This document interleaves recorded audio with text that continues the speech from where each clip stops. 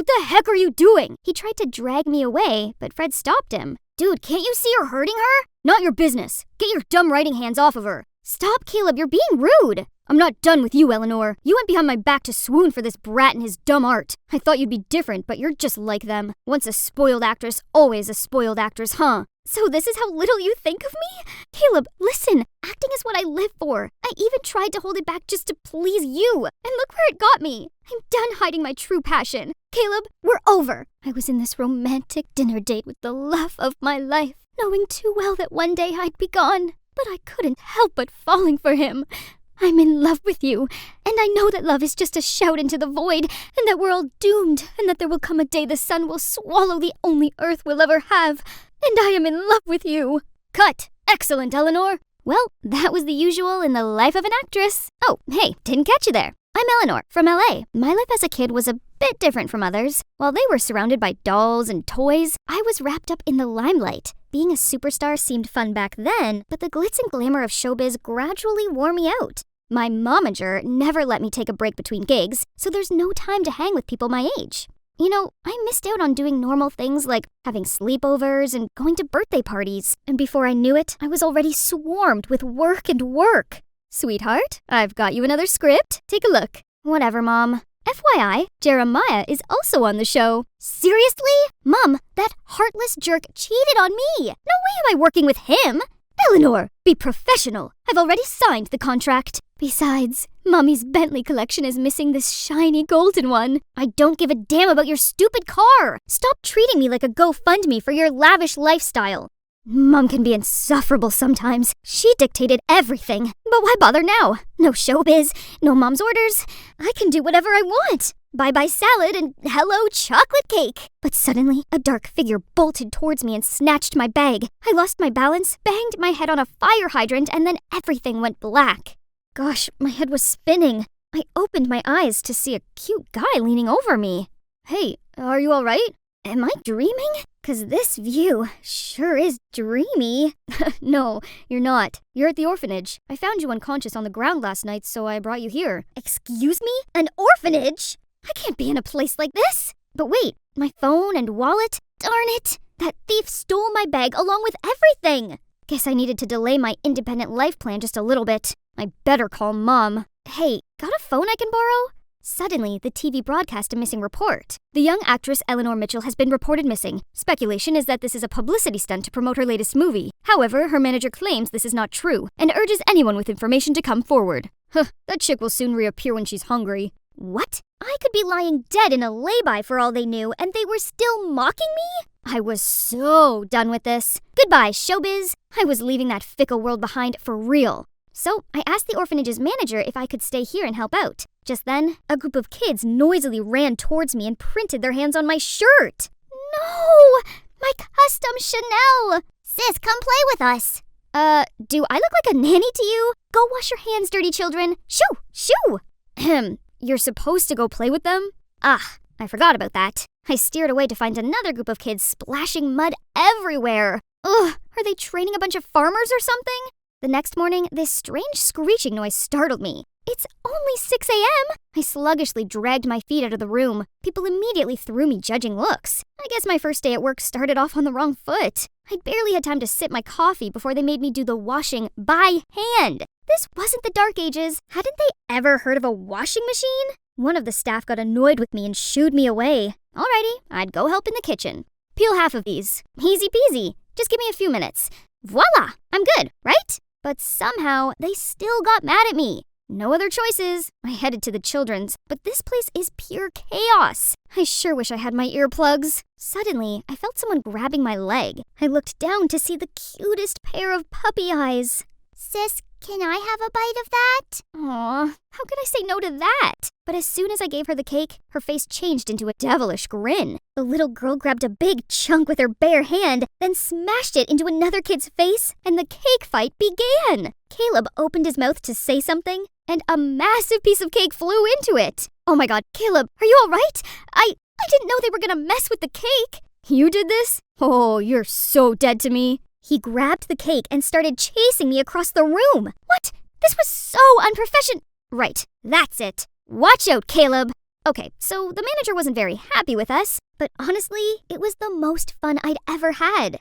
Besides, after the cake fight, the kids seemed to like me. Whenever they saw me, they clung to my legs and begged me to play with them. One day I was in the garden attending to the flowers when this little girl ran over to me in tears. Oh, Pumpkin, what's wrong? Bella was adopted a few days ago, but they just brought her back. Poor kid. All I could do was pull her into a warm embrace and pat her back. Do you know what it is these kids crave the most in the world? Not new toys or expensive clothes. They just want love.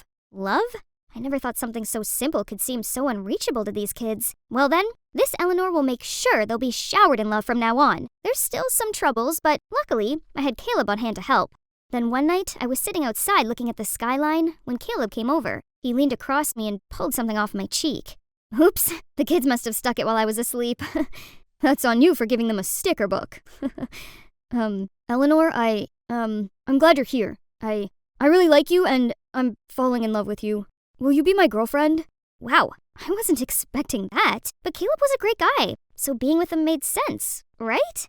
And the following days were fantastic. We found out lots about each other. Oh, there's something you might be surprised about me. I used to be an actress. Oh, I didn't expect that. I just think showbiz is kinda toxic. Sorry you feel that way, but believe me, I have no interest in it anymore. Good, 'cause it's all a load of pretentious jerks who think they're so much better than everyone else. That's harsh, I guess, but he's right though. Anyway, I've already found fairy tale love right here.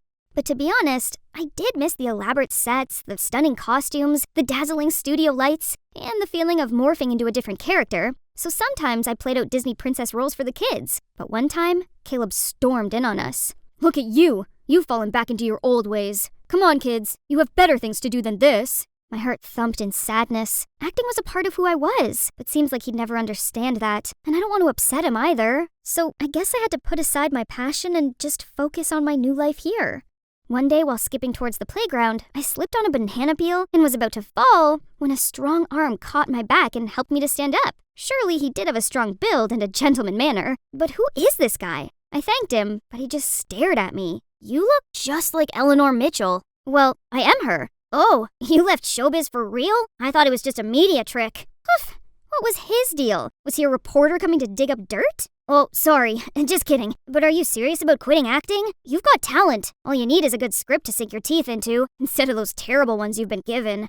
Huh? Was that considered a compliment? Turns out he's Frederick, a young screenwriter who came to the orphanage for inspiration and to help out. He even set up a mini theater for the kids to have their first cinematic experience. As you can see, anything's possible in movies. Even our most magical dreams can come true. I suddenly remembered why cinema had captivated me in the first place. It opened the audience to multiple perspectives and worlds. This is the cinema I love and dream of being a part of. And maybe that's why I'm naturally drawn to Fred. He might seem a little playful, but when it came to movies, he turned into another person. I cannot deny that my flame for acting was rekindled by his genuine sharings. I mean, everybody loves Fred. Look. Well, maybe not everyone. Okay, kids, but remember, studying is priority so that you can have a better life. Acting and scriptwriting is just a pipe dream. It's not real. Yes, studying is important, but arts are what we live for, what nurtures us from within. Art has no value. Investing money in arts is like throwing it out the window. There are people who barely have anything to eat. Why not use that money to help them instead? Gosh, these man children. They looked ready to start a fight, so I had to step up and stop them.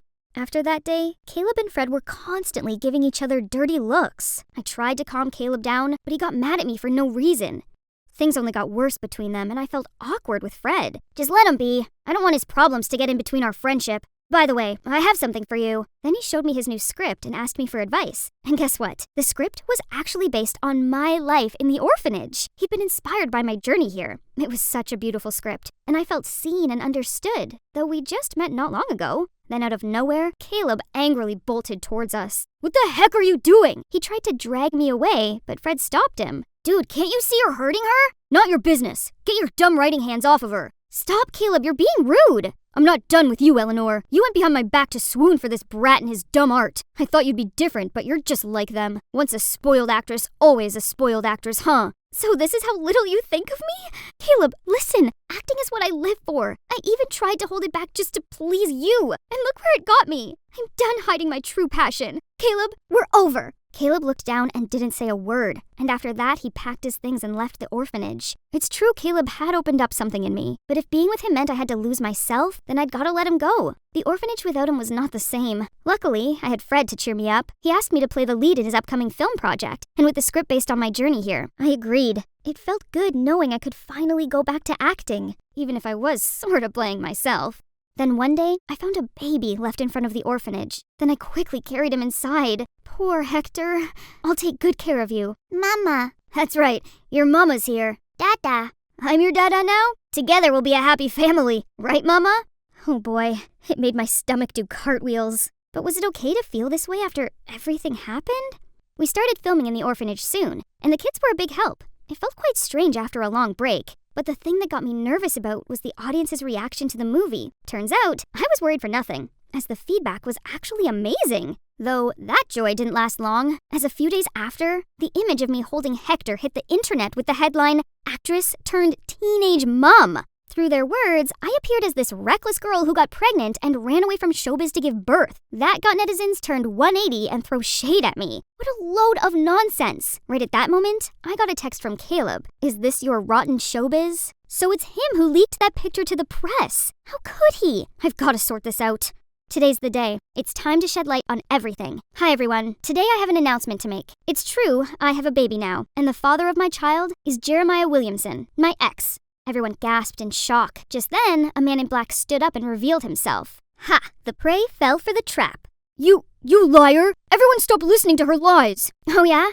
Then Jeremiah, why exactly are you here? He was completely speechless. That's what I thought. Now, Joshua, Jeremiah's private detective, may you please stand up? Among the crowd, both Caleb and Fred forced the detective up to his feet. Tell them what you know. The deal was Jeremiah felt humiliated as I'd refused to work with him, so he decided to hire this Joshua guy to dig dirt on me. That's how he got my picture with the baby. Luckily, Caleb caught the detective sneaking around the orphanage, and together, we set up the trap to lure Jeremiah in. Jeremiah still insisted he had no idea who this Joshua guy is until I showed the evidence of the transactions between him and his detective on the big screen. Any last words? Justice served. Let's see how he handles this scandal. Right at that moment, I spotted a familiar face in the crowd. Mom! I hadn't seen her for such a long time. Darling, I'm so sorry.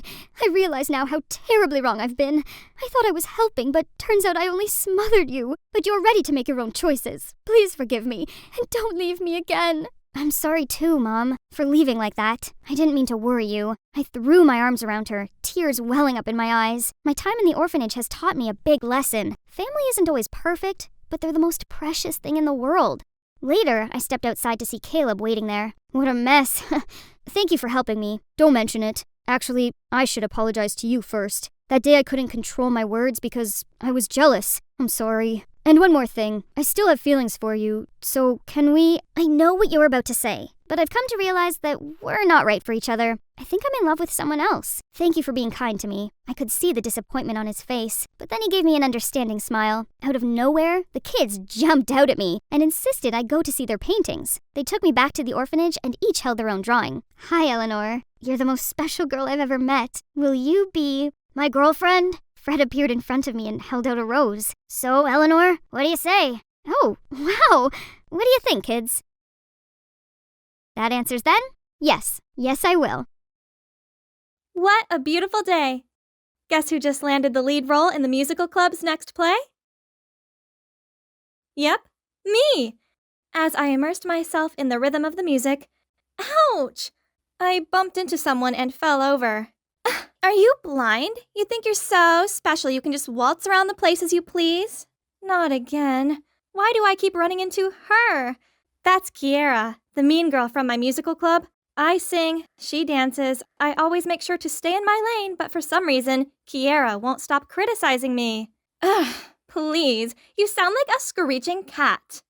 Give me fingernails on a chalkboard over your squawking any day. Why's she gotta be so mean? Huh? What's this? Oh, a wallet. Someone must have dropped it, but I'm the only person in this alley. There must be an ID card or something in it, right? So I opened the wallet to check it, but nope. No student card, no ID. Instead, there's just a strange photo and a bunch of VIP membership cards with the name Sophia on them. Ooh, these places are swanky. This person must be super wealthy. I gotta hand this into the cop station. But wait, isn't this... Oh my god, a ticket to see Franz Ferdinand tonight! I love that band! And it's for the VIP area. Even if I bring this to the cops now, they still won't be able to find the owner before the concert anyway. We shouldn't let such an awesome ticket go to waste, right? So, what if... I'll enjoy tonight's concert on this girl's behalf, then I'll hand the wallet to the cops later. Honest! Wow, this is the biggest stage I've ever seen in my life! I got to my seat and eagerly waited for the show to start when I heard a voice next to me. Hey, you must be Sophia? My gosh, this guy was gorgeous! But he'd mistaken me for someone else. Wait a minute. That's right. Sophia was the name on the cards, the wallet's owner. I was still looking for a way to explain this awkward situation when he continued. Glad to meet you. I'm Roman, and I've heard a lot about you from my parents. They're kinda good at arranging things, aren't they? 'Cause I really admire this band. I should have foreseen this happening. I mean, who goes to a concert alone? Luckily for me, it appears that this Roman guy had never met the real Sophia before. For one night only, I could pretend to be her, right? And guess what? The guy was not only super cute, but also a talented musician. He'd spent most of his life in Italy and had not long returned to the US to attend college here.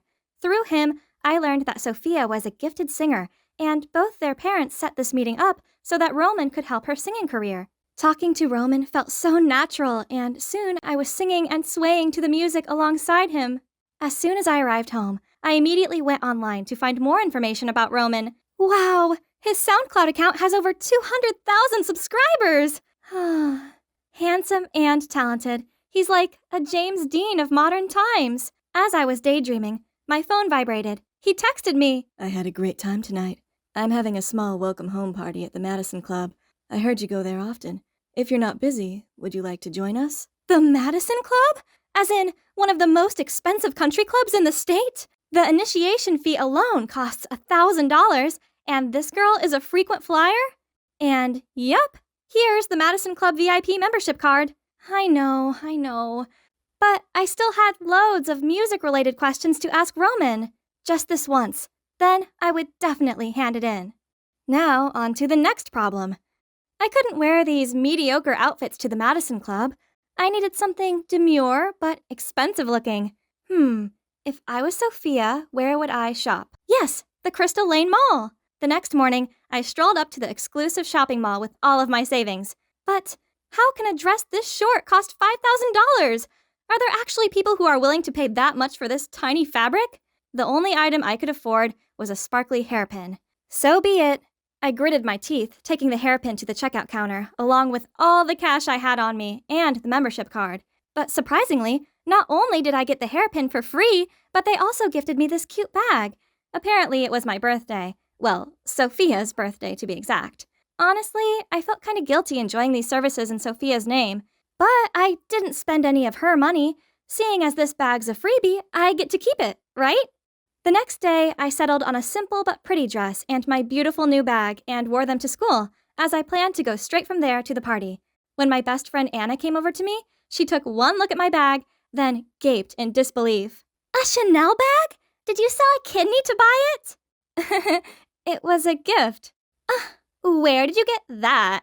That's a limited edition for VIP members of the Crystal Lane Mall only. Spill it. It's a fake, yeah?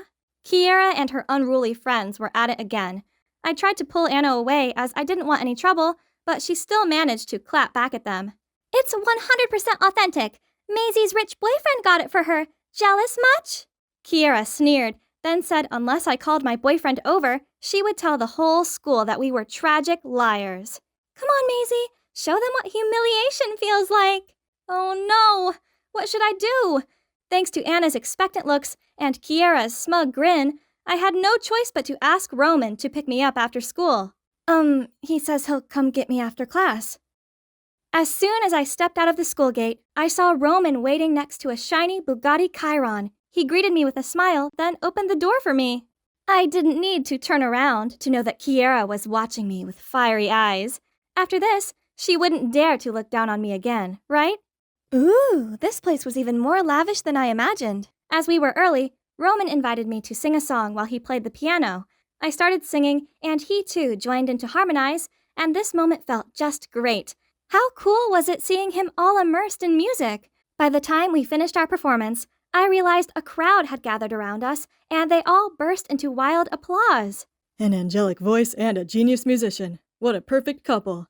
I turned to Roman and saw him smiling fondly at me. Wow, I knew my parents said you were good, but I had no idea you'd be that incredible. Feeling my face heating up, I quickly excused myself, then ran to the bathroom. Well, once I could find it, to calm down. Yeah, so this was a confusing mess, but it didn't change the fact that my heart was still thudding like crazy. This experience was like daydreaming, but maybe I should tell him the truth before things went too far. I returned to see Roman talking with a girl. Seeing me coming, Roman waved me over and said, Here she is. Hey, Sophia. I've just been chatting with your little sister. Oh no, I was going to tell Roman the truth myself, but when the girl turned around and, isn't that Kiera? So Kiera is Sophia's sister? Kiera seemed as surprised as I was, as she made up an excuse and left. Huh, did she really just leave without making a scene? The next day, I turned up at school with the wallet and looked for Kiera, only I couldn't find her anywhere. When the last bell rang, I received a message from her that said, Meet me in the alley behind school. I nervously arrived at the rendezvous spot and saw Kiera waiting there. Here's your sister's wallet. Sorry I didn't return it sooner. But to my surprise, she didn't even take the wallet. Thief, you'll pay for that. What did she mean by that? Let me be clear, I didn't steal this. I just picked it up by accident. I was always going to hand it in. Then why did you use my sister's name and membership cards? No more excuses. Stealing is still stealing. If you don't want everyone, including Roman, to know that you're an identity thief, you'd better do what I say. You will sing for me to lip sync at the city's upcoming singing contest. Singing contest? But Kiera's a dancer, not a singer. Suddenly, a voice from behind startled me. Here you are, Sophia. I've been looking for you. I turned and saw Roman's happy, oh so cute face. He'd be so gutted when he found out that I'd lied to him from the start. Sensing my feelings, Kiera just smirked at me before she left. Remember our deal, sister? It turned out that Roman had just finished composing a new song that day and wanted me to record a demo for it at his studio. But this isn't right. I hesitated, then blurted out, Roman, actually, I'm not. Roman interrupted before I could finish my sentence and showed me the poster of an upcoming singing contest. Oh, it was the one Kiera mentioned earlier. You should give it a try. It's a good opportunity. I shook my head sadly, but I can't. Why? How can I tell Roman that I can't participate in the contest because I have to help Kiera lip sync? So I just told him some baloney about having a family thing on that day. When I got home, I decided there's only one thing for it. I had to block Roman. It's the hardest thing I've ever done, but I had to stop this web of lies now before they overtook my life. On the day of the singing contest, although I'd pre-recorded the song for Kiera, she still dragged me along with her. That's odd. She didn't seem her usual brash self. Maybe the nerves had got to her? Then, midway through her performance, she misjudged a move and her mic clattered to the floor. As she was standing there dumbfounded, my voice continued to blast out. The whole room fell silent. Then slowly, the murmurs began to rise. Everyone pointed and commented on Kiera, and I heard the man sitting next to me muttering, She's brought more shame on our family. How could I tell anyone that's my daughter? Oh, so this is Kiera's father? And the woman sitting next to him, probably her mother, was also shaking her head in boredom. At that moment, a staff member approached them to say something, and I could see their faces turn pale before they rushed out of the auditorium.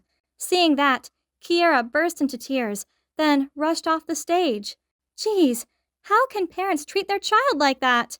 Kiera may have been a mean girl, but she didn't deserve that. I was about to go check if she was okay when a hand pulled me back. It was Roman. Maisie, it's your turn. Right at that moment, the host of the show called me to the stage by my real name. Huh? What was going on? I turned to look at Roman, but, grinning, he just wished me luck and handed me the mic. And the music started.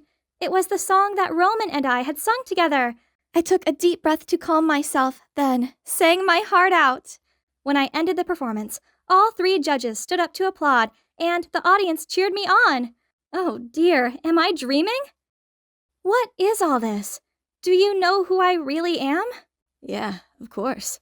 I figured that out ages ago. Turns out me not knowing where the restrooms were in the country club gave the game away. So he did his research and found out that I wasn't actually Sophia. Only 'cause he still wanted to see me, he pretended not to know so we could carry on like normal. He also accidentally witnessed Kiera making me sing for her performance, so he decided to register me. Talking about Kiera, I wanted to make sure she was okay. We searched around and found her sitting outside, sobbing. It's okay. There will be other competitions. I'm not upset about that. It's my sister. She's missing. Through tears, Kiera told us about how, from a young age, her parents wanted her and her sister to pursue a career in music. However, Kiera found a love of dance, while Sophia excelled at singing, making her favorable to their parents. Regardless of how many dance contests Kiera won, they always overlooked her talent. Then, when she excitedly told them that she'd bagged the lead dance role in the school play, they just went on about Sophia instead. So, feeling disheartened and jealous, Kiera threw away her sister's wallet, the one that I accidentally picked up that day. In this singing contest, Kiera wanted to win against her sister in front of their parents for once, so she got me into this whole lip-syncing plan of hers. But last night, Sophia found out about it, and they had an argument. Then, in anger, Kiera blurted out nasty things, such as how she longed for Sophia to vanish from her life. Only that morning, she woke up and found that her sister had actually gone. Until now, Sophia still hadn't even shown up at the auditorium when it's soon going to be her turn to perform. What if Sophia never comes back? I shouldn't have been so mean. Roman and I comforted Kiera. Then we went to find Sophia together. Kiera took us to Sophia's fave places, but she was nowhere to be seen. Suddenly, I remembered the picture carefully inserted inside her wallet. This must be a special place for her. This is my family's old house. We used to live here when I was little. We rushed over there and found Sophia sitting idly in front of the house. The two of them ran into each other's arms and sobbed like two children. Through tears, they talked it all out. Turns out, while Kiera was jealous of her sister, Sophia didn't have it any better either. She has been pressured by their parents' expectations since forever, and she did always feel sorry for Kiera because of all the privileges she had. You know, you can't judge a fish by its ability to climb a tree. If singing is your passion, feel free to live it to the fullest. But if it's not, don't be afraid to pursue what makes you happy. I mean, you're actually a really awesome dancer. So, in the end, Sophia and Kiera made up.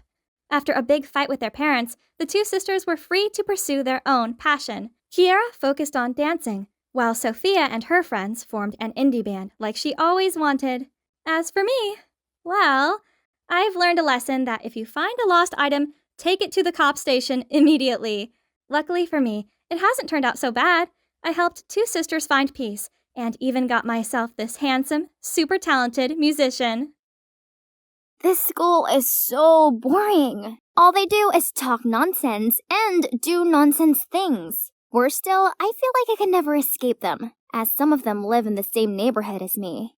But you know what the most annoying thing about my life is? That's Joy, my identical twin sister. In my parents' eyes, she's perfect. That's why she's the favorite child. Her allowance is more than mine, and she gets to attend an elite private school while I'm stuck at the most boring school ever. How unfair! With a sulky face, I walked into my room whining. I think having identical daughters means our parents forgot that there's actually two of us. They've never picked me up from school. Don't be absurd. They just took me to collect my dress for the school gala. A new dress for some fancy party. How terrible for you. I don't even want to go to the party. Trust a nerd like you not to appreciate what you have. If I were you, I'd make the most of every second of that elite school of yours. And if I were you, I would just enjoy my pressure-free life. We both sighed and stared into a void, thinking about our tiring lives. Then Joy suddenly turned to me. Oh my god, Jade! Do you want to be me? Go to my school, have my things, and attend the gala? What a brilliant idea! Why had we never thought of it before? I'd live her fancy life and she'd live my dull one. That's perfect! Wow, this school is enormous. I tried to keep my cool as I navigated the endless hallways in search of Joy's locker. Ah, found it. I spotted a group of girls waving me over. They must be Joy's besties, Ruth, Nora, and Nell. Unlike my boring sister, they looked very glam in their branded clothes. What a power group. Wherever we went, all eyes were on us. Students handed us snacks, saved places in the cafeteria line for us, and let us sit in the front row of the basketball match. These girls were so interesting, but I fit in with them way more than Joy did. Talking about Joy, she somehow loved my boring old-fashioned school. I'd never heard her chat that much in my life, about how nice my friends were, how easy all the lessons were, and how cool the school bus was. Joy's friends were so much fun, and they did cool things. For instance, they always had shopping dates and bought each other expensive gifts without question. One time, Nora, the richest girl in the group, didn't hesitate in going into Kate Spade and buying the new release handbag for Ruth. I thought this was pretty awesome of Nora. But then something happened that made me question the group dynamics. Ruth told me that she liked the red velvet cupcakes at the bakery near my house, and she asked me to buy her some. I was happy to do it, but the next day, when I brought the cupcakes and told her the price, she burst out laughing. Joy, my dear, I don't care how much they cost. That's your concern. Then she turned to Nora, showed her a picture of a cute but expensive skirt, and told her to order it for her.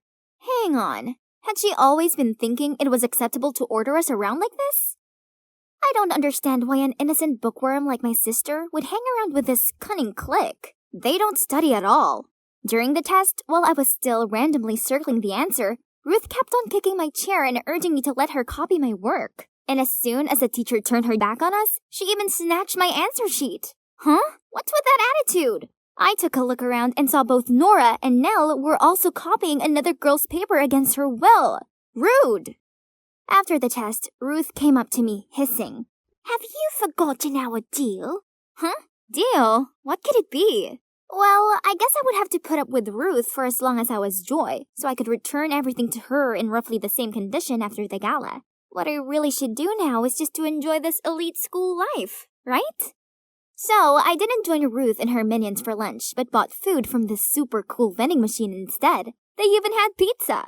But the machine made these weird sounds. Ugh, I think my food was stuck. So I kicked and tapped it. But it still didn't work. You dare get into an altercation with the pizza machine? You must be starving. Oh my God. This basketball boy was the most handsome guy I'd ever seen in my life. I was too lost in his eyes to realize the dumb machine had finally delivered my lunch. This gorgeous guy then leaned towards me and my heart skipped. Oh, Cupid, I wish I was the one he picked up instead of the pizza. Here you go. Right before I could react, someone snatched the tray and pushed me aside to enter between us. Thanks, Hayden. Want to share lunch with me? Huh, excuse me? How could she steal both pizza and a boy from me? The boy took my pizza from her and said, Thanks, but I'd like to share this with this cute, starving girl instead. I'll buy the drinks. Wait, was he asking me? Then yes, 100% yes! Leaving a furious Ruth behind us, we walked to the bench table nearby. So, he's Hayden, the captain of the basketball team. We talked so much about our favorite comic books and even played basketball for a bit before classes. That was my best lunch ever. After school, I was about to leave when Ruth stopped me. Didn't anyone ever tell you not to mingle with Hayden? He's not wealthy. We have high standards about who deserves to be around us. Duh! Huh? She sure seemed to swoon over him earlier, but now that he'd turned her down, she decided he wasn't worthy? This girl's mindset really didn't sit well with me. As soon as I arrived home, I told Joy everything. You should listen to Ruth. Hayden must be bad news. I don't care what Ruth thinks. How come you do? Is it 'cause of this deal you have with her? Not your business, but stay away from Hayden. I don't want to get in trouble. Ugh, these vague hints were agitating me. What was it about? But whatever the deal between Joy and Ruth was, I wasn't going to let it get in the way of my blossoming romance with Hayden.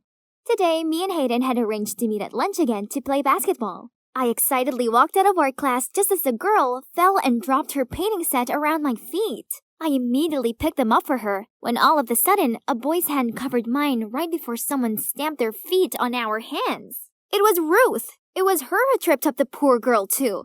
She did all that on purpose to hurt me, but Hayden got there just in time to save the day. What do you think you're doing? Feeling too embarrassed being caught red-handed, Ruth couldn't do anything but give me a spiteful look before leaving. I couldn't believe that Hayden did that for me. His hand was swollen, but he just kept checking if my hand was okay. How can Ruth be so horrible? Because she knows everyone's ugly secrets, and she uses them to control people. Joy, she knows your secret too, right? No. I'm not sure, but I don't care. No matter what that secret is, she's gone too far. Don't worry, I got your back. So will I.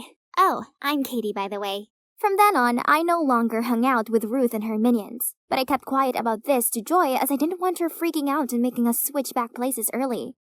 The more time I spent with Hayden, the more I found myself liking him. I wanted to confess to him who I really am, but I can't. At least not yet anyway.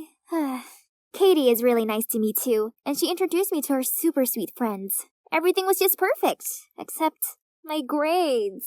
Well, I didn't dare to tell Joy about this either. My study was pretty bad, and it literally ruined Joy's straight-A record. Meanwhile, Ruth, time after time, insisted that I was the one who had to do all her homework, research, and tests. But duh, I couldn't even finish mine. You know what I've got. Yeah? What exactly is that you have? What's all the threat about? Ruth was stunned seeing me talking back at her like that. Yep, that was it. I've had enough. After class, she waited at my locker and signaled me to follow her to the equipment room. Finally, I can know what my secret was. Ruth showed me a video on her phone of Joy sneakily checking her notes during an examination. Was she cheating? If our principal sees this, I'm sure your precious scholarship will be long gone. And what about that excellent student title of yours? So Ruth was using this to manipulate Joy. Does she do the same to everyone else? Do you think this would scare me? I don't think. I know. You don't want to lose everything, right?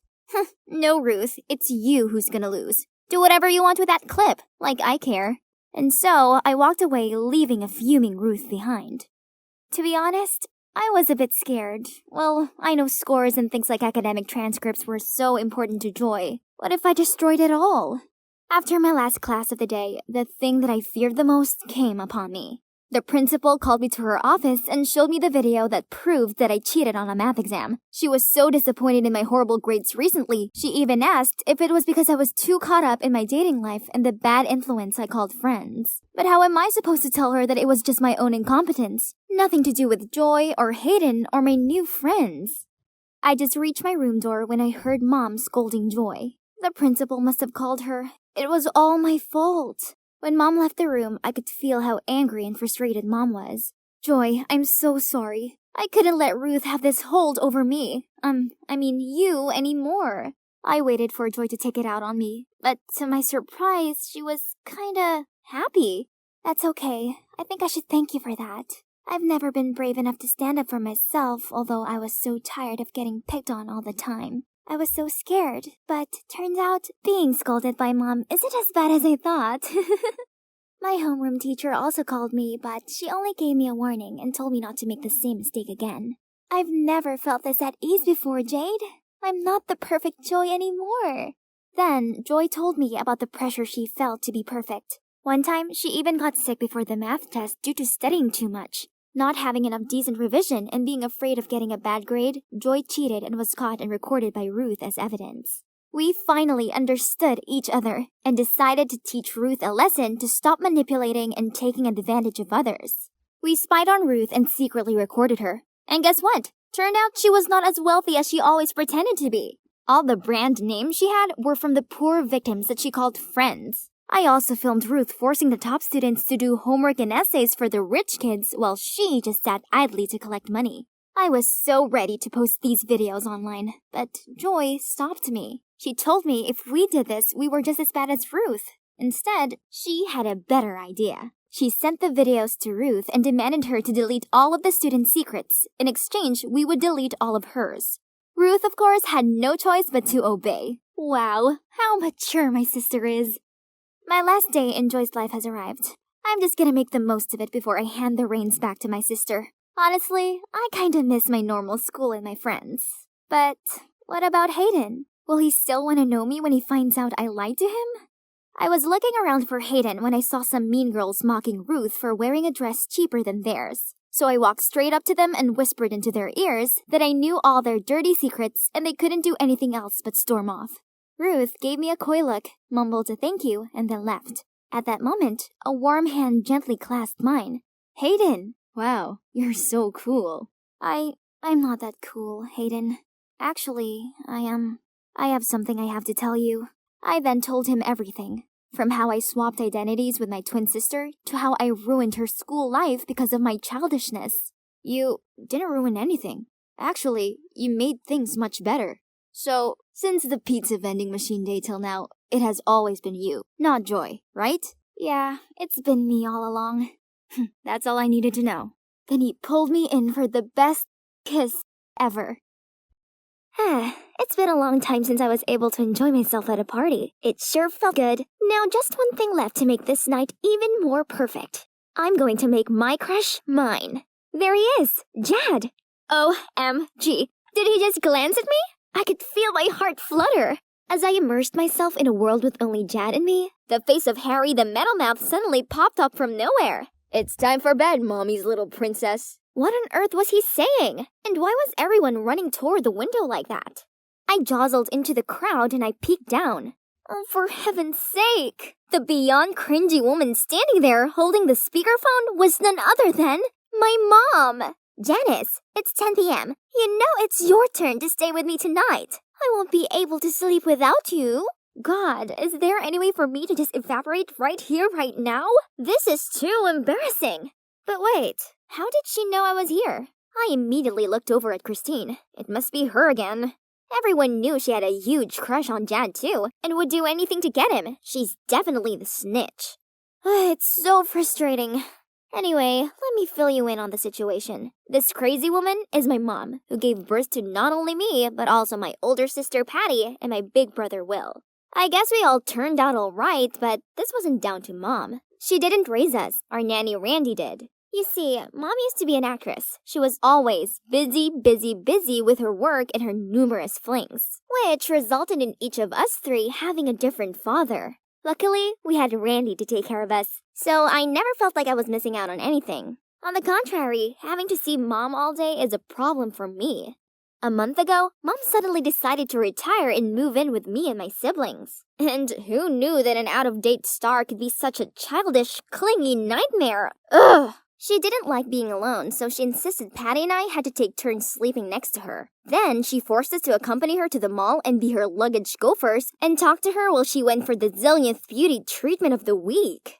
One day, after an exhausting day out with Mom, we entered the house to Will rushing over and shouting, "Mom, why did you tamper with my laptop?" It turned out that Will had applied to the Juilliard Institute, one of the most famous art institutes in New York. But Mom went on his laptop and deleted the school's acceptance email, meaning poor Will had missed out on the response deadline. Oh, sweetheart, I didn't mean to. I was trying to send an email to report those scammers on TV, but I must have accidentally deleted your email. That's probably a good thing anyway, son. It would be better to apply for an economics major at the State University, so our family won't have to be apart. Do you know how hard it was to get in there? Ugh, I can't do this right now. I'm done. Dinner with Mom tonight was super awkward. It was just me and her, as Will was simmering in his room, and Patty, well, I don't know where she was. Afterward, I passed by her room and overheard a whimpering sound. I peeked through the gap in the door and saw Will also trying to calm Patty. James is now insisting on breaking up with me. If Mom hadn't come to my company and bragged that her daughter was the manager's girlfriend, the story wouldn't have reached my boss and neither of us would be in this mess. I know, right? Mom never cared about us before, but now she thinks she can just waltz back into our lives and do whatever she wants? I've had enough of this. We're both over 18 now. Let's just move out. Oh, no. No! Look at their determined eyes. I couldn't let this happen. What about me? Please don't go. I'm not 18 yet. Don't leave me alone with Mom. I beg you. Both of them gasped when they saw me. Then after a moment of silence, Will spoke up. Okay, we won't go. But at least we need to get things back to normal. I mean, back to just the three of us and Nanny Randy living in this house. And so, Will suggested we pull a bunch of pranks that would annoy Mom so much she'd end up leaving. But they were all busy with their studies and work, so they left it to me to carry out the pranks. Okay then, I'm ready. You can see how my mom was addicted to cola from the pile of empty cans over there. She often did midnight dashes to the convenience store when she ran out. So, my first plan was to make all the cola she's just bought disappear time after time. Frustrated much? However, she was strangely calm and acted like it's no big deal at all, and even bought a drinking helmet to make sure her Coke was always with her. Attempt failed. Move on to the second plan. Hide the Nintendo Switch. Why, you ask? Every night, Mom made us play on that thing with her, and honestly speaking, she was the worst player ever, but she wouldn't accept it, and kept making us play those boring games with her until she won. Now, no Switch, no troubles, right? Wrong! As having nothing to do, she came up with much more dumb things to ask us to do with her. From teaching her to cook, gardening, and even doing yoga with her.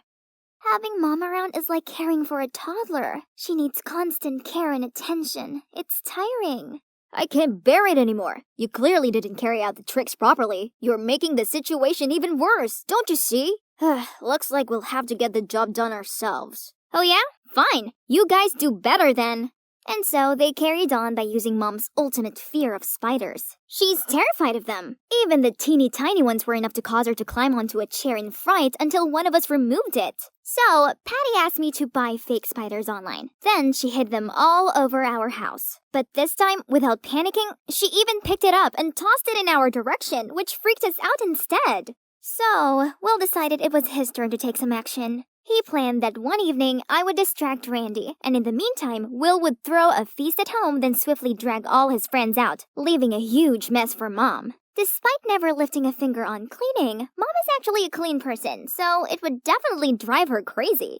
But nope, once again, it didn't go as planned when Will and Patty came home to find Randy there, helping Mom clean up the whole mess. Of course, I was the one who got the blame. Again.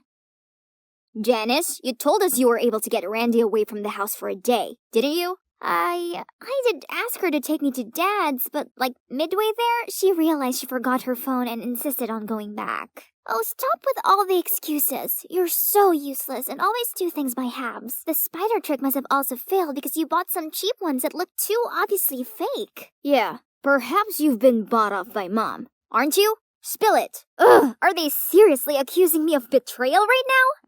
Enough! If you're that good, then do it all yourself. I stormed off without any extra words to them.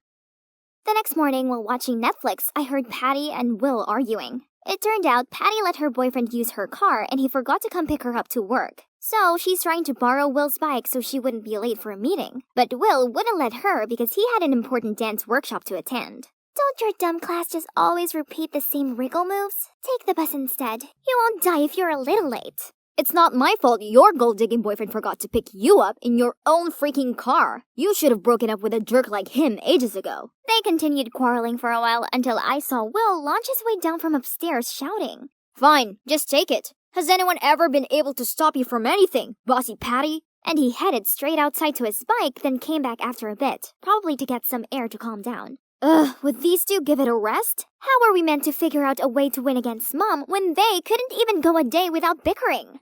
Right then, Mom walked in and told me she was going to bake the cake Patty had shown her how to do yesterday. Oops, but I forgot to buy eggs. I wonder if Will needs to use the bike today. I'll borrow it just for a bit. Ha! Great! If Mom took the bike, then both of my annoying siblings would have to stop squabbling about it, right? Yes, Mom, take it. Will said he was gonna take the bus today. It'll be faster to cycle to the grocery store anyway. Then Mom hopped on the bike and shakily rode off. After a while, Will and Patty went out to the yard, and of course, the bike was no longer there. After I told them that Mom had already taken the bike, Will stopped dead. Because the truth was that he had purposely broken the brake so that Patty wouldn't take it. Patty tried calling Mom, but she didn't pick up. Then came a call from Randy. She told us that Mom had crashed the bike and had been hospitalized. Oh no. We rushed there immediately, and fortunately, apart from a ligament sprain, she's fine. It could have been much worse, but that meant she had to wear a bandage for a whole month to stabilize her leg. This was all our fault, so now we had no choice but to whimper to Mom's every demand. Mom insisted I spoon-feed her all of her meals. When I mentioned that there was nothing wrong with her hands, she told me that the trauma to her leg had affected her entire body. She made Patty light loads of candles, play soothing melodies, and rearrange her bedroom furniture so she had a relaxing space to heal. And she got Will to download her old movies for her and feed her popcorn while she watched them on repeat. Of course, we were really worried about her and hoped she'd recover as soon as possible, but honestly, her ridiculous demands were going too far. Then, one day, she insisted we go to a picnic, as sitting inside all day was making her depressed. So, we did exactly just that. Then, while we were walking on a slope, I dropped my bag and bent down to pick it up.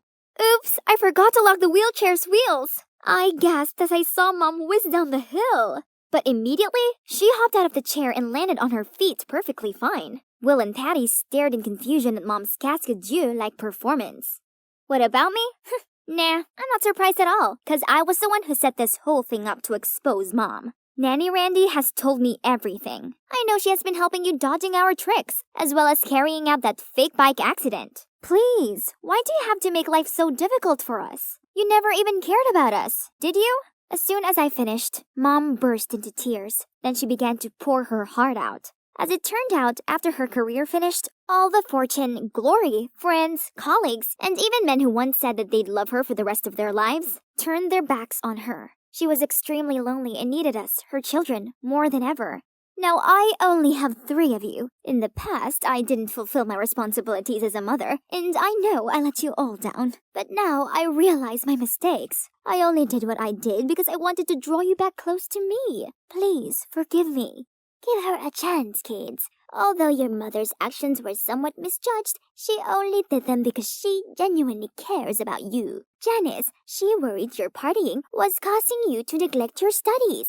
Well, she didn't want your dancing dreams leading to showbiz nightmares like hers. And Patty, trust your mom, she was right this time. Turns out, Mom once caught James, the manager, aka Patty's boyfriend, secretly dating the receptionist. So she intentionally made a fuss at Patty's office to deter the third wheel. However, what came after didn't go as she expected and led to such a mess. But now, mission complete. We came here to catch Patty's cheating boyfriend red-handed. Or should I say, her ex-boyfriend. And of course, we made sure he paid for a worthy price for his actions. Justice has been served. Now, to relax. Patty and Mom are getting along much better now. They even look more like an endearing couple of sisters than mother and daughter. Will's taking Mom to one of his contemporary dance shows, so she can see how important it is to him. And me? I may be the youngest in the family, but while Will's away, it's my job to make sure Mom has someone to lean on, and I'm glad to take on this role. Maybe having my mom around isn't actually bad after all. Hey there, animated story show viewers. I'm Crystal, a model and influencer, and I'm here for the Trend Like This Influencer Awards. Why don't you come on in and get ready with me?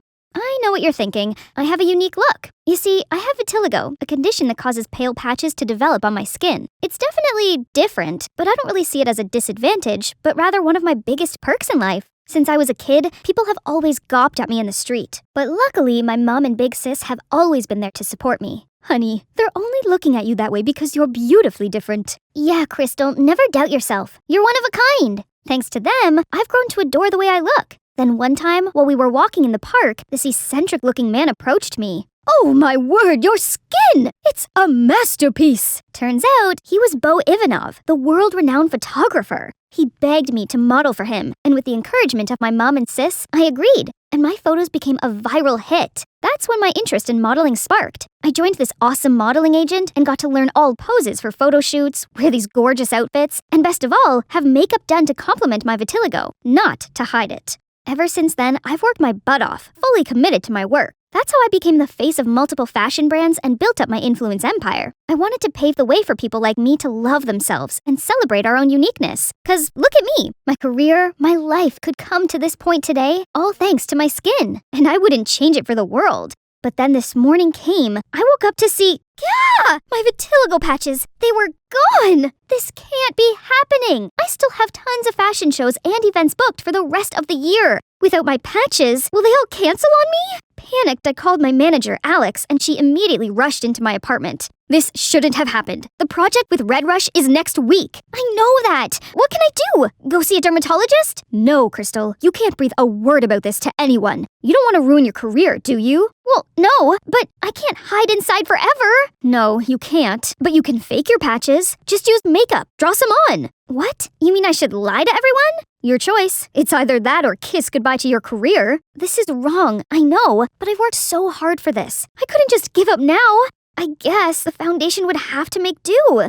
I went back to my daily modeling life, and luckily no one seemed to suspect anything. But I was so on edge and constantly checking my makeup. Crystal, have you heard? The brand Raris is looking for models with unconventional features for its newest fashion collection. You're the perfect fit. OMG! Everyone who's anyone in fashion knew of the Raris' creator, Mr. Finnegan. If I become his muse, that's my step into high fashion world. I can't miss this once-in-a-lifetime opportunity. I got my focus straight, fearlessly walking into the building, when suddenly my heel got stuck. I tumbled backward, and out of nowhere, these strong arms wrapped around me, and I landed straight into their warm embrace. For a moment there, I could feel their divine scent overpowering me. Dior Sauvage, isn't it? You don't change much, do you? Still clumsy even though you're now a superstar. Hold up, this voice. It's Sam, my high school ride or die! My, puberty has hit him hard, huh? Samuel knelt down and gently put the heel back on my foot. Yep, my heart was definitely flipping out of my chest. You're going in for the casting, right? Oh, yes. But how do you know? I'm one of the judges. I gotta go now. Break a leg. But not literally. Wow, Samuel's made a name for himself already. Impressive. Wait, Crystal, you're here for work. And now time to shine. I strutted my way along the catwalk, doing my signature twist-turn pose at the end of it.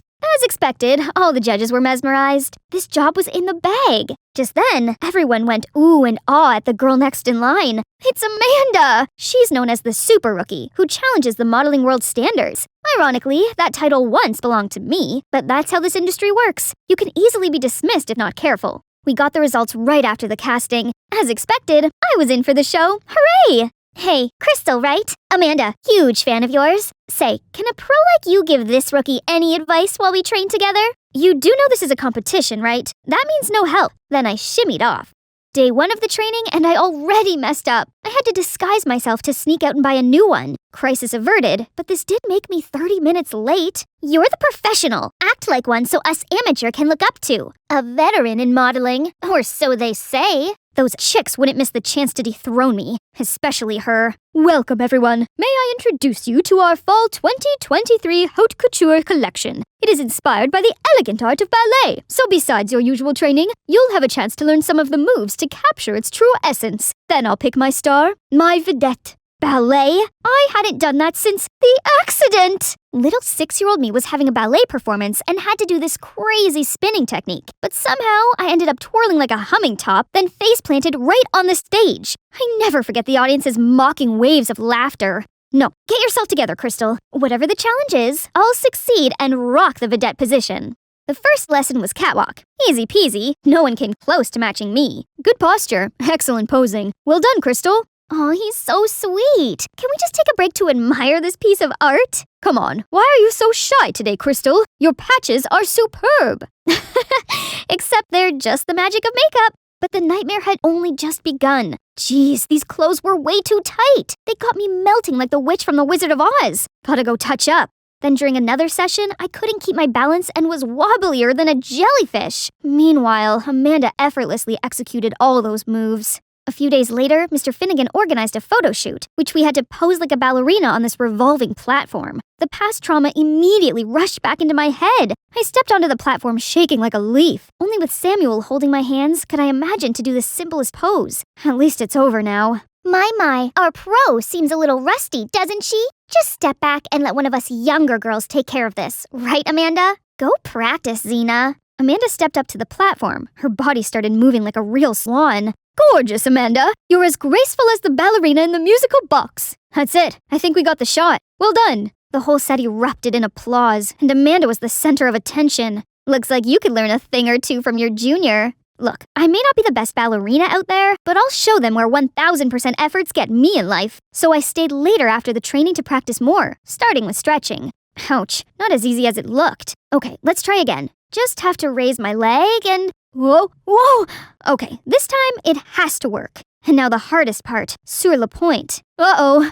Just then, Samuel appeared, trying to catch me, but we both ended up stumbling on the floor. Don't try too hard. You may hurt yourself. It's just, the vedette means a lot to me. I know you can do it. You've been such a positive influence, and I know that energy can get you what you want. No, my patches! I'm sorry, I didn't mean to. It's okay. I crossed the line. I'll just leave now. Don't, please. If you only knew the truth, you wouldn't think so highly of me. Hey, what's wrong? You can talk to me, you know. Just then, the lights brightened around us. What are you two doing here at this hour? Samuel looked startled and immediately kept his distance from me. Nothing. I saw Crystal practicing. Thought I could give her some advice. That's not fair. I need some too. What do you think of my releve? They started laughing together like a married couple. Since when did they get so close? After a few days of intense practice, I may not be a ballet master yet, but I did feel more confident about facing the final challenge, which decided who would be the vedette. Look at this gorgeous couture design! I would make a perfect black swan. I tried the dress on, but accidentally smudged the foundation and got it all over the dress. Oh no! I immediately rushed to the bathroom trying to wash the stain off. Stupid foundation! Super stay my butt! The door suddenly snapped open and in stepped Amanda! Your vitiligo patches? They're coming off? And what are you doing with the dress? I tried to hide it, but she already snatched it away from me. Is it foundation stain? Did you fake your vitiligo? No, I was diagnosed with vitiligo for real, I swear. I told her the truth, thought she was going to use it against me, but to my surprise, she looked heartbroken.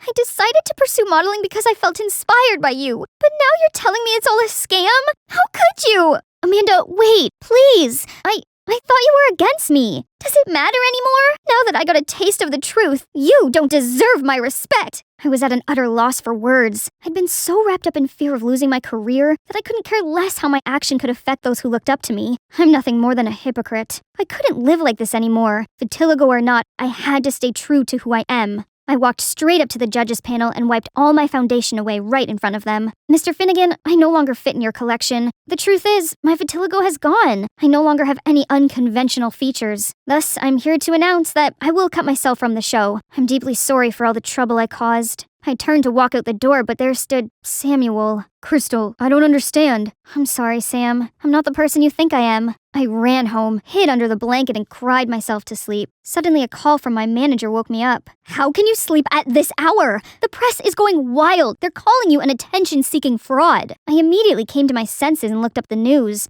Oh no, how could it break out so fast? At this speed, I'd be canceled by tomorrow morning. See what happens when you act out of my order? Gosh, you models are so dumb. Don't go anywhere. I'll be there to handle this. Was she being for real? All of this was her idea in the first place. Enough! Have fun dealing with this on your own, Alex. I shut down my phone, packed my stuff, and left it all behind to go to my secret place. I used to spend time here with my family when I was a kid. Being surrounded by nature calms me down. Suddenly a hand pressed on my shoulder. Hey, we've been looking for you. Samuel? And Amanda? Did you guys follow me here? It's the only way we could find you. I'm sorry for going at you like that. I was so shocked. You don't have to. It's all my fault. I lost myself when my vitiligo went away. I acted out of fear and ended up disappointing everyone who's counting on me. Well, it's hard to stay sane when your identity is taken from you. But what's important is you've learned your lesson. Now, where is the fearless, confident Crystal we all love? She's right. Patches or not, you're always special to us. That means a lot to me. Thanks, you guys. Turns out I'd misunderstood Amanda this whole time. She's brilliant, gorgeous, and caring, and perfect for Samuel. Welp, that stings. Suppose it's time I got back to work for some damage control. I opened the phone to see hundreds of notifications. Among them was a message from Mr. Finnegan saying he has a place for me at the fashion show. So it's not the end for me, right? Go get it, girl. Yes, it felt so good to be back. Crystal, you're here. I have great news. You'll be the vedette for this collection. Me? But I don't have any unconventional features. Doesn't matter. You're perfect the way you are. 2 girls will stand by your side, and you'll be in the center wearing this work of art. An elegant swan among the flock of ugly ducks. Isn't that a bit offensive? So this was your plan all along? Playing dirty tricks to save your flopped career? Cut it, Xena. Mocking me won't change the situation. There's something fishy going on here, and I'm gonna get to the end of it. Finally, the show has come. As soon as I got the signal, I strutted to the runway confidently, turning heads to my every step. But it's not for the reason you're thinking. I actually switched places with Amanda, and now all the spotlights are on her. Right at that moment, Mr. Finnegan bolted to the runway. What do you think you're doing? You ruined my show. I had a deal with her. What deal? Tell me. Right now. It's her who's behind this. Alex? Ugh, that snake! It turned out Alex bribed Mr. Finnegan to let me be the vedette and drag the models with unconventional features down since I'm no longer one of them. Hearing that, all the models turned furious, ready to jump at the 2 frauds. You 2 have crossed the line. I don't need any of your manipulative games to continue my career. I will stay true to myself no matter what. Unconventional features or not, I'm always willing to speak up for them because everyone is beautiful in their own way, and they deserve a chance to showcase their beauty to the world. The audience erupted in cheers and applause, while Mr. Finnegan and Alex were surrounded by cameras and criticism. Justice served. After all that drama, I'm still modeling, but with a different agency that fully accepts me for the real me. I continued to influence young people on self-love and being uniquely themselves. Amanda and I became the best of friends. We also made tons of plans to collaborate with Samuel, but honestly, I couldn't shake off this heart-wrenching feeling whenever these two were together. Luckily, my hectic schedule has left me no time to think about that. Guess what? After days and nights of hard work, I now have my own line of skincare products called Only You. Exciting, right? Oh, Sam, you made it! Wow, they're beautiful. Amanda will love them. No, they're not for Amanda. They're for you. Crystal, I'm crazy about you. I always have been. What? It's me you like all along? Then why didn't you tell me that before, silly? I leaped into his arms, and we shared the most amazing kiss. Perfect ending for an amazing journey, huh? Hi, my name is Danielle, Danny for short, and this is not exactly a good time. Smile, Danny. Don't make us feel bad. Yeah, I'm so happy to be sent away out of your sight. Don't get us wrong, darling. You're gonna love this school. Right, honey? Yes, it's a prestigious school for children of affluent families. Your mother and I loved our time at Kingsbury as well. Because it was perfect for you. Trust me, I'm nothing like you. But one day you'll thank us for keeping you off the streets. It's always that condescending tone. As much as I hated being stuck at some age-old boarding school, I could use some time away from my parents. Before I go on, I should mention how this happened. Simple. I saw a big tough guy pushing around my friend, so I slashed his car tires in front of him to teach him a lesson. But to my parents, that was a rebellious act, so they're sending me to some boarding school as punishment. As we pulled up to Kingsbury's gates, I momentarily forgot how much I didn't want to be there. The medieval castle towers disappearing into the clouds could be mistaken for Hogwarts. I actually felt a string of hope for my future here. Unfortunately, those hopeful thoughts were short-lived. The principal, Mr. Hooper, had already read through my file and made up his mind about me. Rest assured, we have a reputation for our discipline for a reason, and students like Danielle here benefit the most from it. Clearly not the fresh start I had imagined. Mrs. Bell led me down the hall, then stopped at the door to room 237. A girl answered. Hi, roomie, I'm Cassandra. You can call me Cass. Welcome to Kingsbury. Danny. You'll be under Cassandra's supervision outside school hours. She's a model student who's been here long enough to know that there is no way around our rules. Of course they'd make the teacher's pet babysit me. Awesome. Cass was worse than I thought. She constantly used looking for things as an excuse to touch my stuff. Surely she snooped around when I wasn't here too. So I figured I could have a little fun. I'd give this nosy roommate something to poke her nose into. This looks like an ordinary diary, but on the inside, I wrote about how I'd bring a vodka-filled water bottle to class, put bedbugs in Cass's bed, and sell cheat sheets to other students. You know, fun stuff. I definitely wouldn't do any of that, but gotta give our audience some drama, right? And the next day, Cass's behavior confirmed she had really read it. Is everything okay, Cass? What? Everything's fine. Just thought it was time to wash the sheets. Don't mind me. Sure, girl. I believe you. At Kingsbury, there were rules for just about everything. I managed to break half of them within my first 2 weeks just by existing, it seemed. Worse still, the punishments hardly ever matched the crimes. I once had to reshelve hundreds of books for missing the 8 p.m. curfew just because I was studying in the library.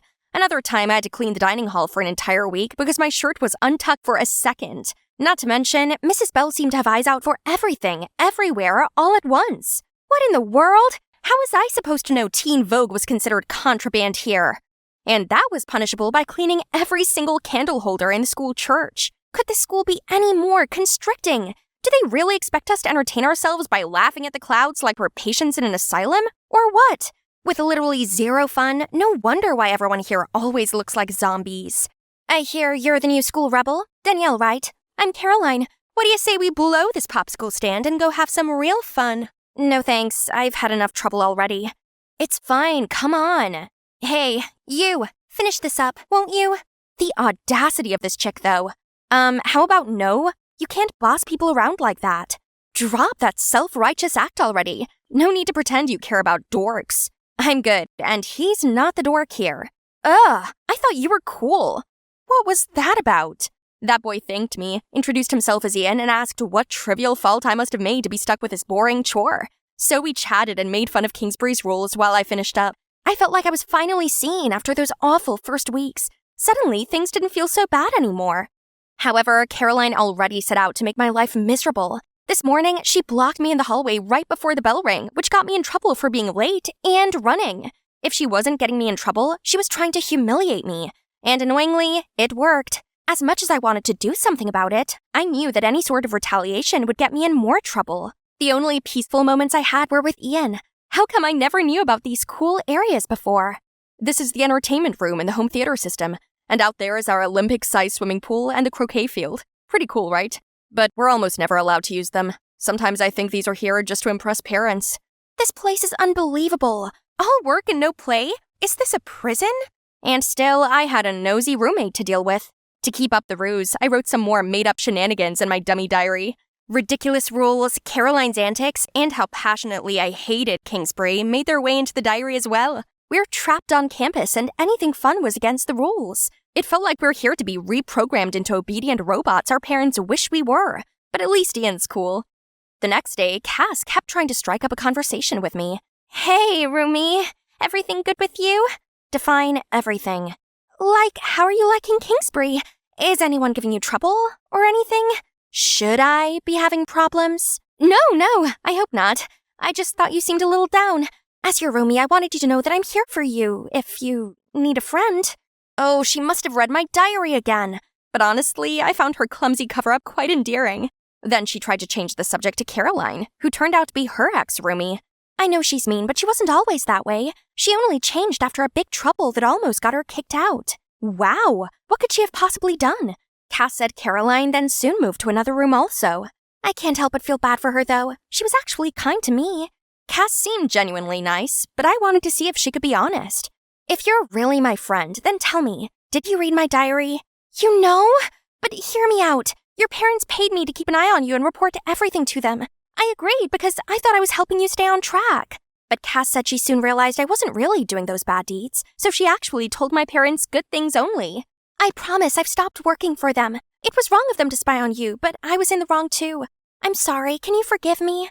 I believed her, but it wouldn't hurt to use this newfound friendship for some good. So I asked Cass to propose a fun activity for the upcoming holiday season to lighten up this lifeless place. Teachers listen to you, and we'll donate the money to a good cause. You love this place, don't you? Help make everyone else love it too. Sounds great. Let's do it. Thanks to Cass, our Christmas market came to life. I'd never seen so many smiling faces at Kingsbury. I even managed to secure some last-minute entertainment. Surprisingly, Ian volunteered to perform, and he's really good. He usually wasn't one to stand out, but that night, things changed. Maybe it was the Christmas lights or the Ed Sheeran effect was making Ian everyone's crush, including mine. Not only did we have a blast, but also raised thousands of dollars to donate to a local hospital. A few days after that, we saw Caroline being flirty towards Ian. Of course Caroline would try to sink her teeth into Ian now that she knew he's hot. Luckily, Ian didn't seem interested. What you looking at? Just you, making an absolute fool of yourself? How dare you? Thanks, Cass, she really wasn't taking the hint. That moment, I knew I'd found my people. The next day, while I was concentrating on my math exam, Caroline suddenly showed me something. I'm so sorry. Let's be friends. She wants to make up? Now? Mrs. Harris, she's copying me. What in the world? This shameless liar! I was preparing for the worst when Mrs. Harris said, What's this, Caroline? Her answers are nothing like yours. Not like Danielle needs to cheat off of you. She then gave me back my sheet and dismissed Caroline's. I could see she was still in shock when she walked out. Incredible! Mrs. Harris totally saw through her act. Mrs. Harris was unlike any other teacher at Kingsbury. She was firm, but kind. With her on my side, Caroline didn't bother me anymore.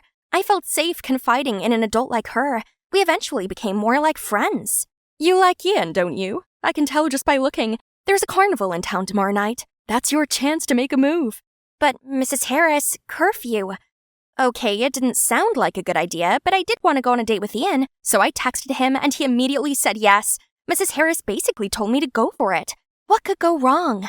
I tried to quietly leave, but as I stepped into the hallway, Mrs. Bell's flashlight blinded me, and boy was she mad. So mad that she dragged me straight to Mr. Hooper's office. This was the second time I came here, which was a lot sooner than I expected.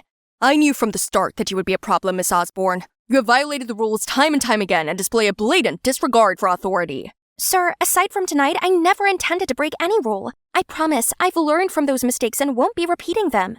They weren't minor offenses, Miss Osborne. Drinking, distributing cheat sheets, infesting your roommate's bed with bugs. Those were what I wrote in the dummy diary. How? We do not allow such delinquency here. In fact, you should be expelled at this very moment. However, out of respect for your parents, you may leave quietly by your own volition. I tried to explain myself, so he gave me 3 days to come up with evidence in the end. When I got back, I saw my desk drawer ajar, and Cass was asleep. She wouldn't do this. We're friends. But who else? My phone suddenly rang. It's Ian. I didn't want to talk about this over the phone, so I simply explained that someone didn't want me here and promised we'd talk later. I don't want you out either, bestie. Neither do I, Cassie. Not to waste any time, I came up with a plan to sniff out the culprit. This time, I wrote that I was playing a prank on Mrs. Bell.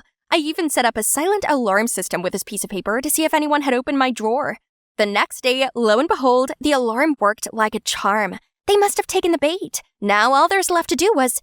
I opened the door to see someone totally unexpected. Now that my plan's set in motion, Ian and I hid behind a wall near Mrs. Bell's office.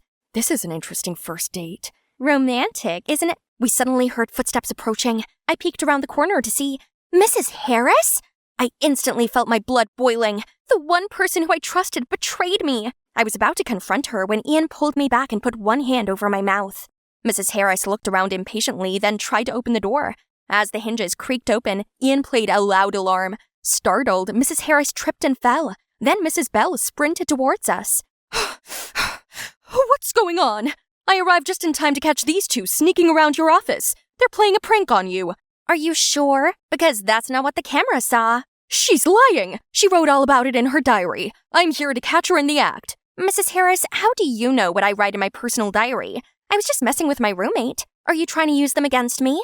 Don't believe a word she says. She's delinquent. Why would she write about sneaking in alcohol if she wasn't thinking of doing it? It's only a matter of time. So you just make up something if nothing happens, Mrs. Harris? Caroline appeared alongside Mr. Hooper. Mrs. Harris's face turned white at their sight. Caroline then said she accidentally overheard Mrs. Harris tell me to go out after curfew, which was shocking because she'd heard the same before. That's how Caroline was disciplined while her boyfriend was expelled. Recognizing the pattern in Mrs. Harris's behavior, she came to me. We decided to work together to stop this once and for all.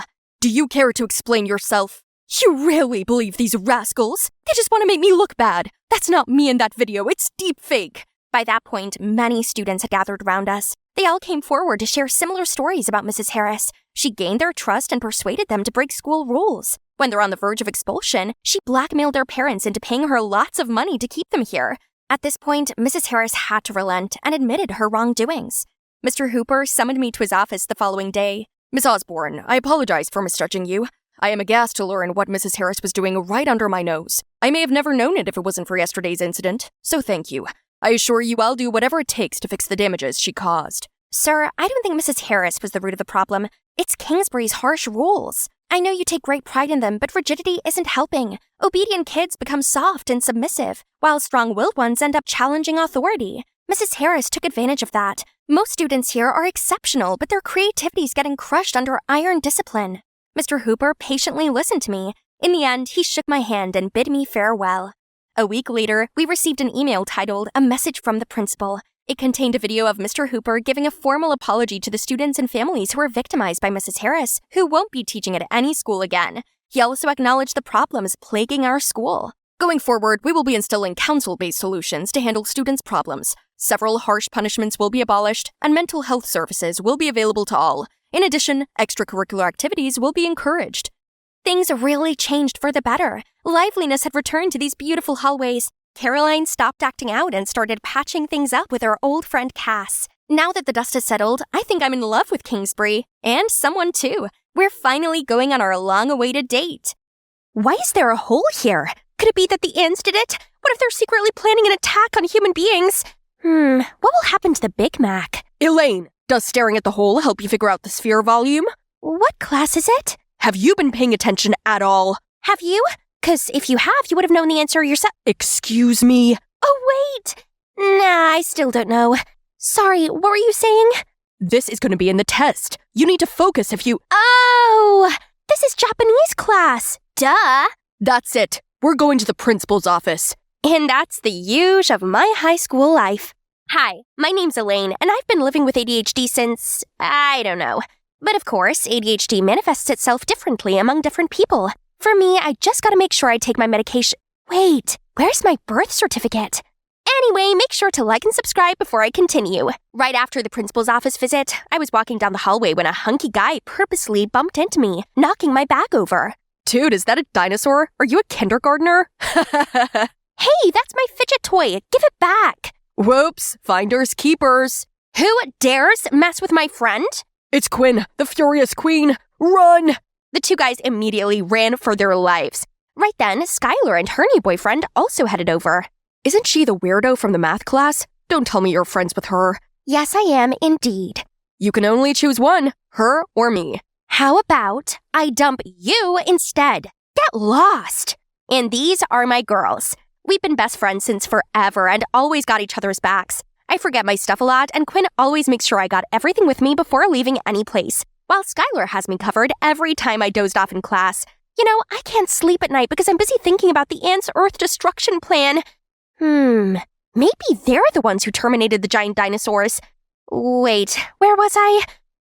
I don't know. Rewind the video yourself. Valentine's Day soon arrived.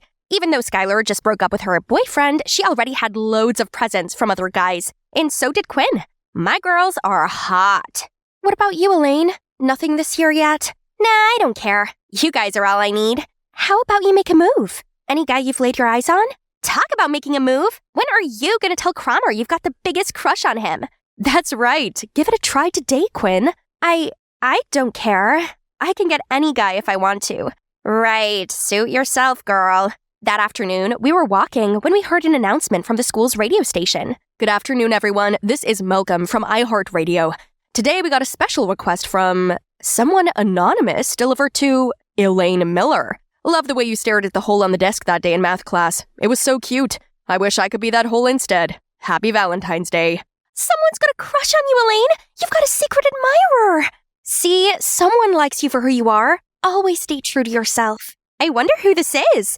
OMG, I gotta find out. But didn't you say you don't care?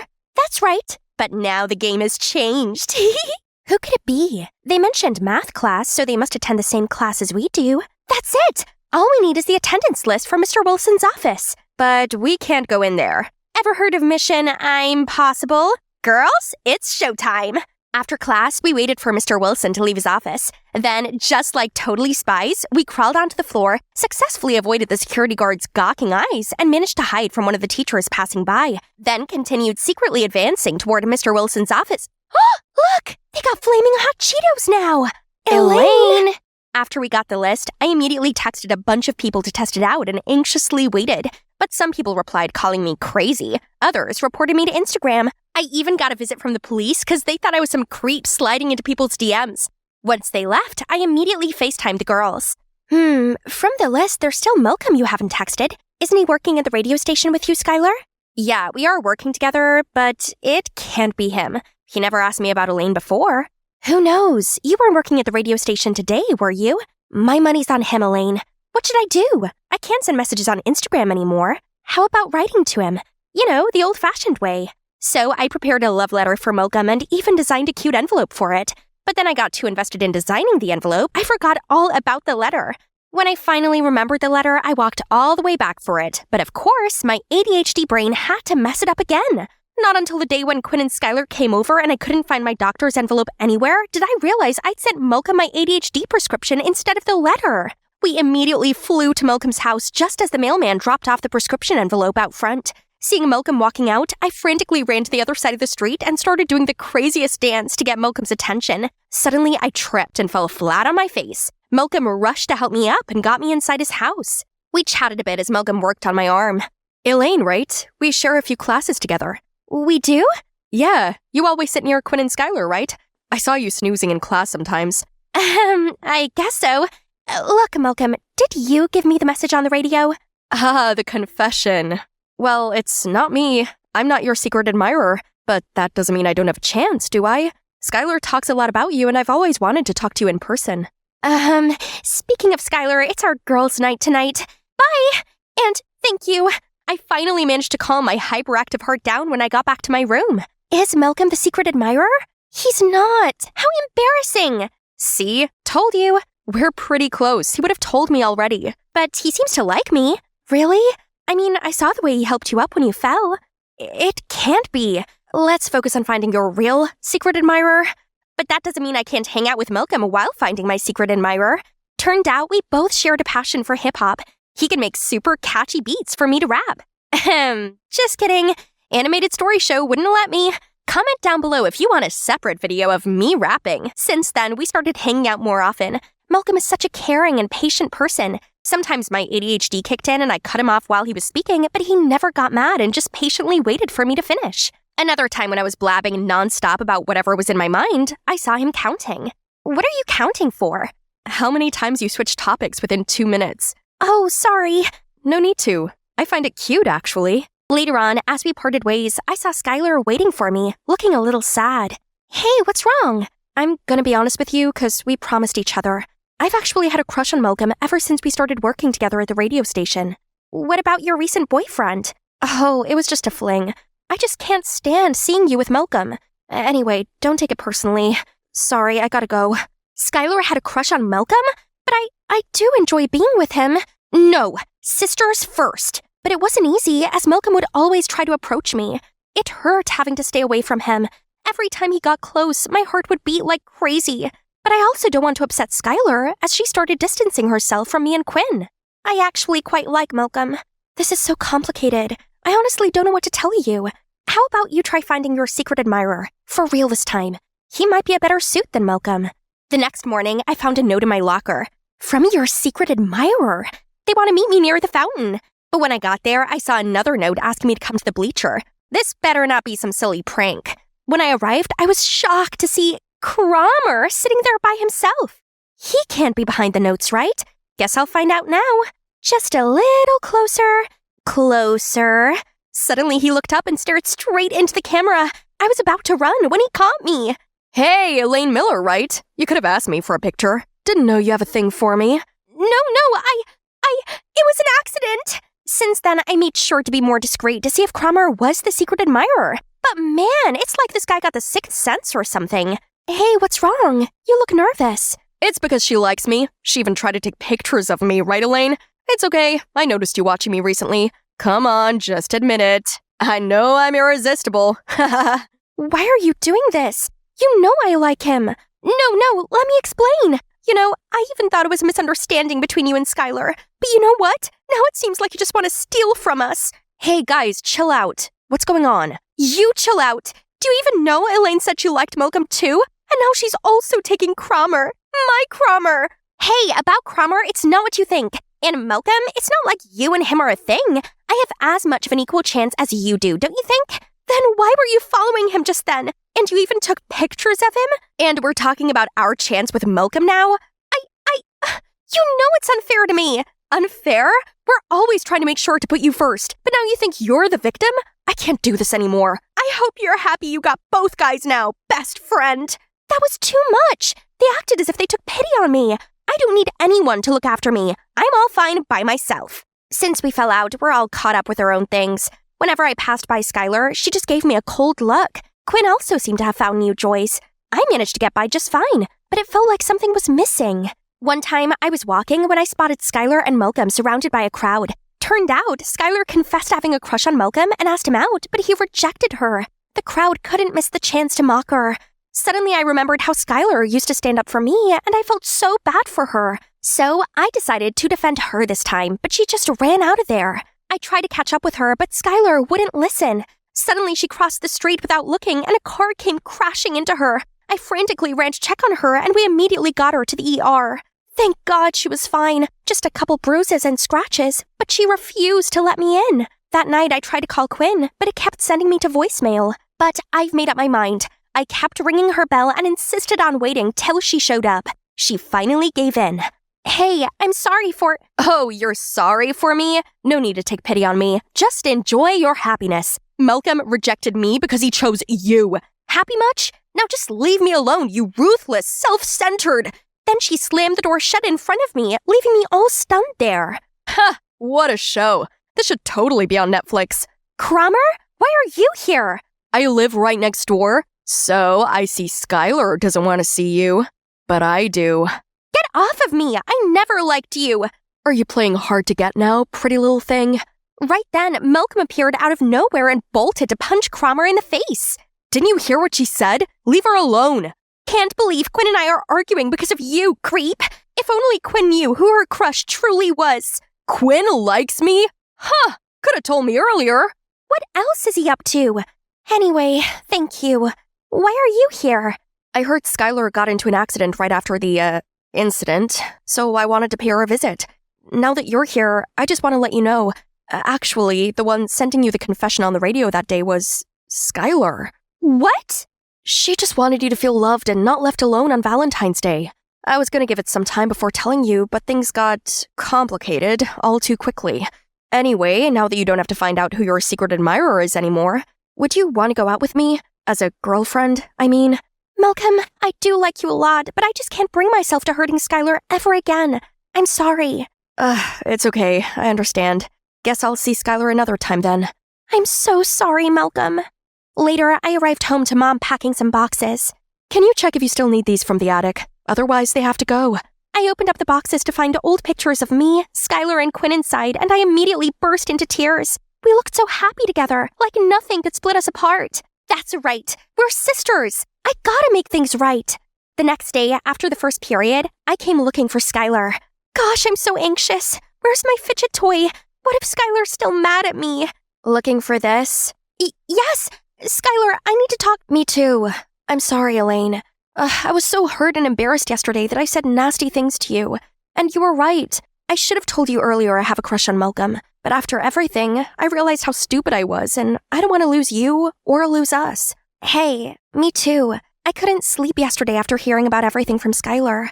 I haven't been myself without you guys. Oh, me neither. You guys mean the world to me.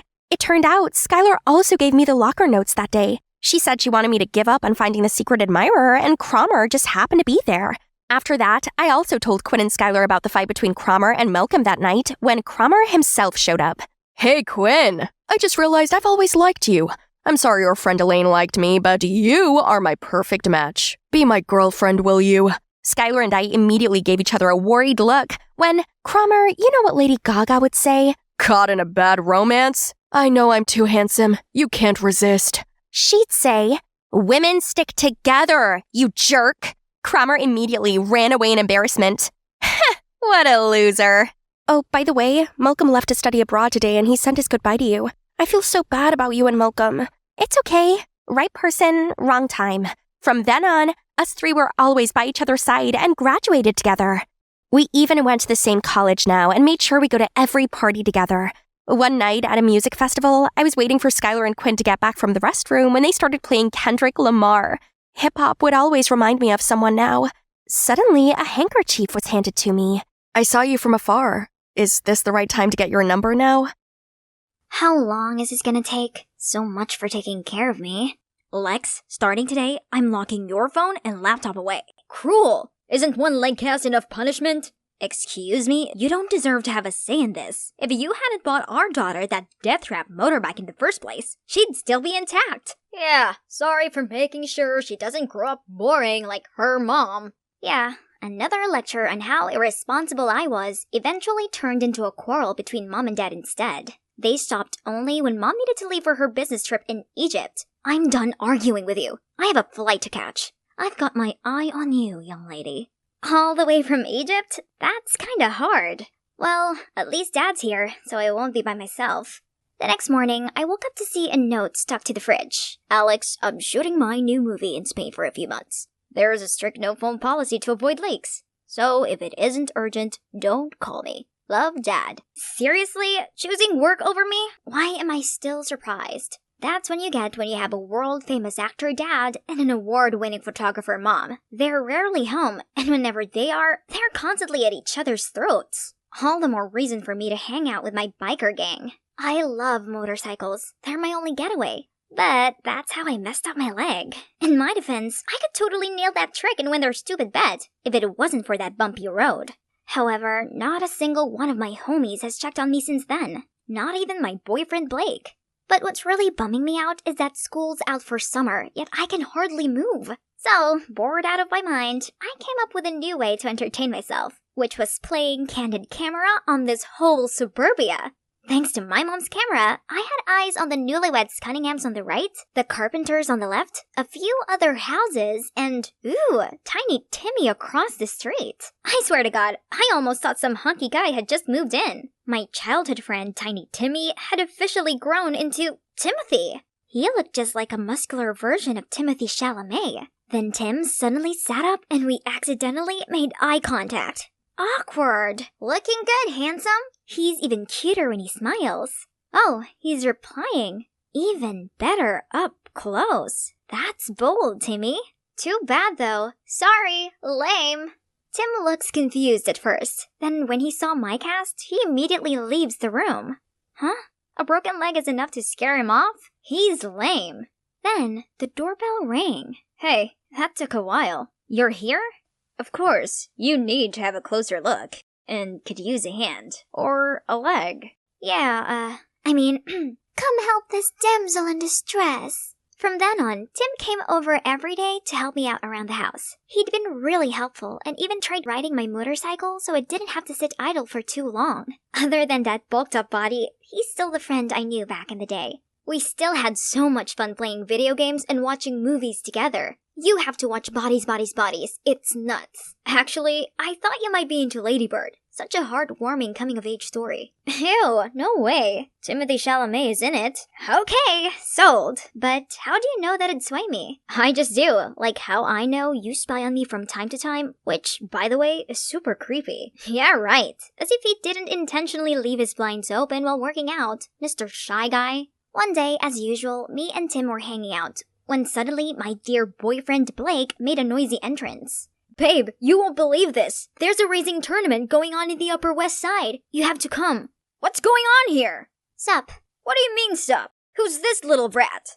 Oh, this is Tim. Tim, this is Blake. Say hi. Hi. I don't care. What do you think you're doing? Watch your tongue. You've been ignoring me for weeks, and now you show up raving on about some dumb street racing contest? You don't even remember that I broke my leg, do you? But, you're mine! Blake was fuming like a bull ready for battle, and about to throw hands at Tim, but he stopped his fist mid-air. A defeated-looking Blake fled off as soon as he got out of Tim's grip. Coward. I apologized to Tim for dragging him into this mess, and he was surprisingly cool about it.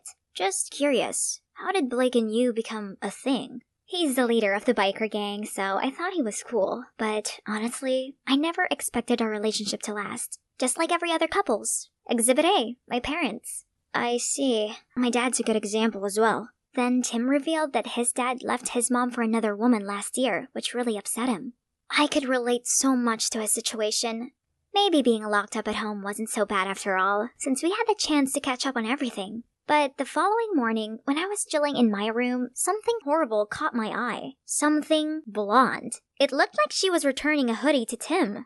What kind of friend borrows a hoodie and acts like that around each other? Let's see what he has to say for himself. Who's that blonde? What was she doing at your place today? What? Who? She might look like strawberry shortcake, but don't be fooled. Whatever love you two might think you have will soon fade.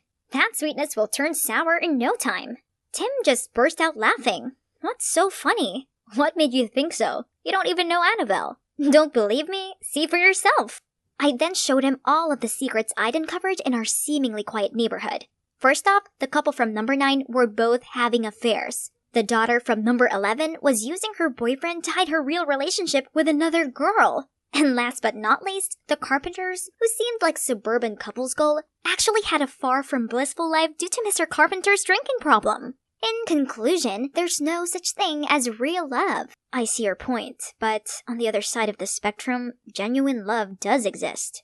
Tim points the camera towards the Cunninghams. I'm not buying their poster couple act. Then, one day, Tim said he had to work overtime at the library to prepare for an event with, you guessed it, Annabelle only. I had to hide my anger as I watched him drive off with Blondie.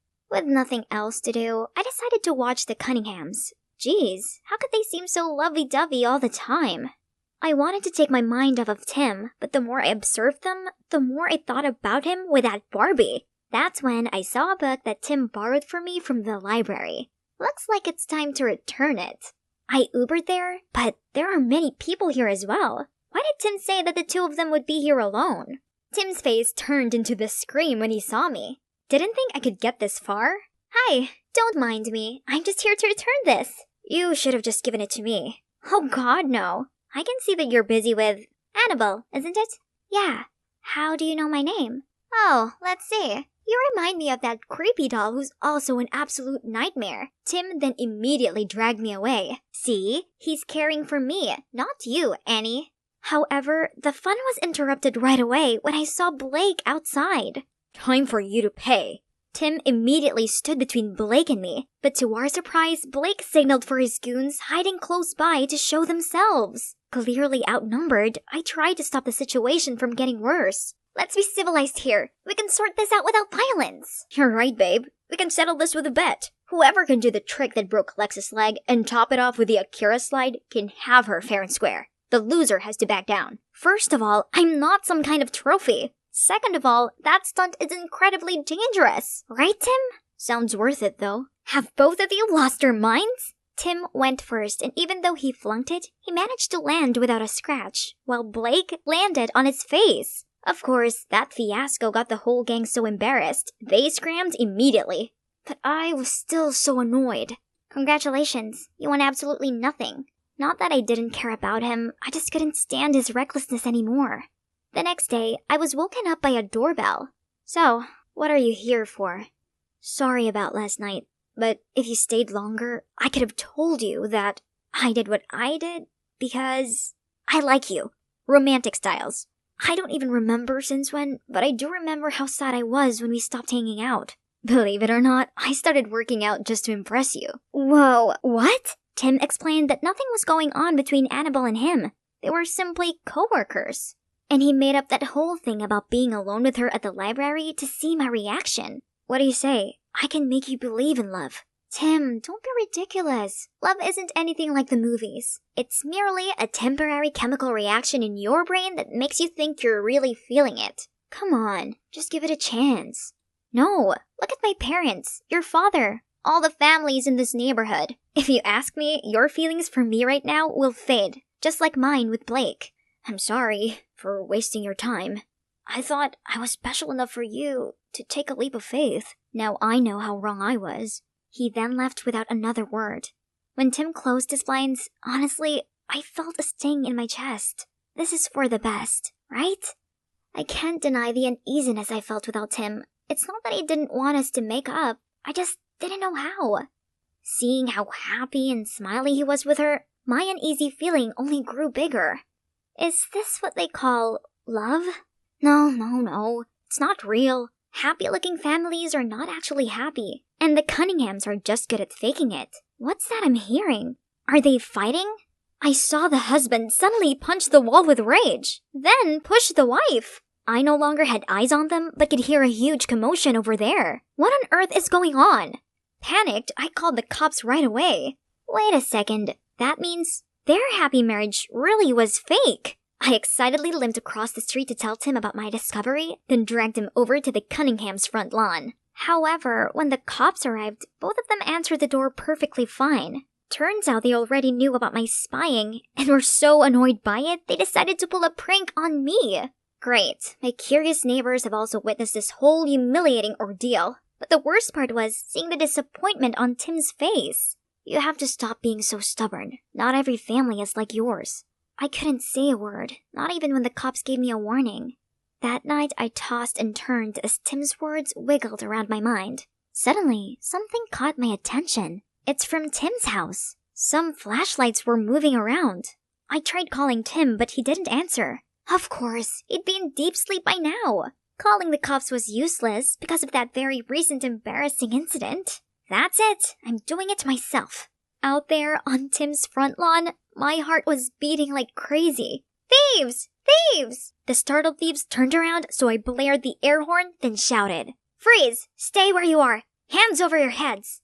But obviously, I, a teenager with one working leg, never actually expected any criminal to stand still. They quickly got a hold of me, and right when I thought my life was over, "Get away from her!" Tim, thank goodness! Other neighbors also came and stopped the thieves. Tim called the cops, and this time they reported to the scene ASAP. Phew, that was insane. Mrs. Jones, Tim's mom, thanked me and invited me to stay the night. It's really nice of her, even though she burst out laughing when I explained the situation with the Cunninghams. When Tim went to grab some drinks for us, she asked me why I was alone in this condition. So I spilled everything about my family. Contrary to her reaction just now, she showed me sympathy. From her experience, love didn't always have a happy ending, but it doesn't mean it's not real. Tim's dad and I had genuine feelings for each other. It's just that over time, things changed. We're open to accept this and be honest with each other. That's what real love is. I wouldn't change a thing, and I would still fall crazily in love with him, despite knowing we would eventually break up. Because that's how I got Tim, the second real love of my life. Her words hit different.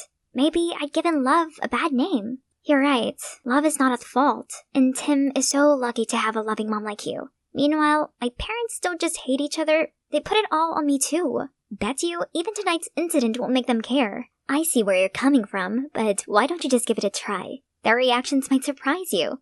So I called them up, and guess what? They both sounded concerned on the phone and said they'd come home as soon as they could. See, I told you so. It's all right now. Timmy, please show Lex where she'll be sleeping. That was really brave of you. Being all heroic out there despite your whole situation. I wouldn't have risked my life if it wasn't for what? I'm all ears. For you. I'm sorry I overreacted. The thought of becoming a boring old couple who hate each other bugged me. But then I realized if we were together, we wouldn't have to be that. We could be like the Cunninghams. That doesn't sound too bad now, does it? I guess not. Next morning, I woke up to my parents' call. They actually kept their promise this time.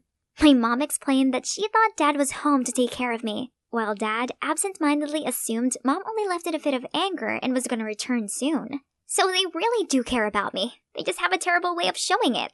They stayed together, thinking it would be best for me. But the unending tension and bickering was eating us all up from the inside. This incident opened their eyes, so they agreed to have a peaceful divorce while still looking after me together. I'm finally free from the cast, but I actually feel even more liberated than before. Is this the power of my newfound belief in love? Is it because I've realized that love was around me all along? I'm not sure myself, but who cares? Alex and Timothy signing off.